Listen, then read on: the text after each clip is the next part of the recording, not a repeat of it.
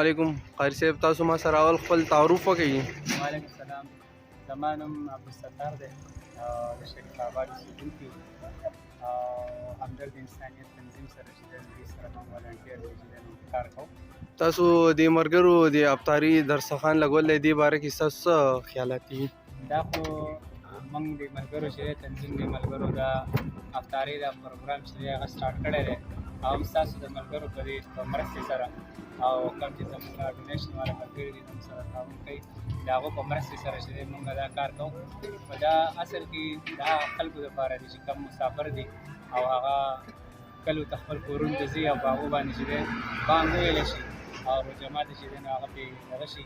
نو د روژه ماتي د ماتولو لپاره د هغو لپاره موږ داسې معمولي شانتې هغه خدمت دی هغه ورسره کوو. په دې کې موږ چې دی نو د روژه ماتي دپاره ډوډۍ ورکوو، دغه شانتې کجوره او شربت ورسره چې دی نو هغه ورکوو او روټۍ ورسره هم کله ناکله چې دی نو هغه ورسره موږ ورکوو.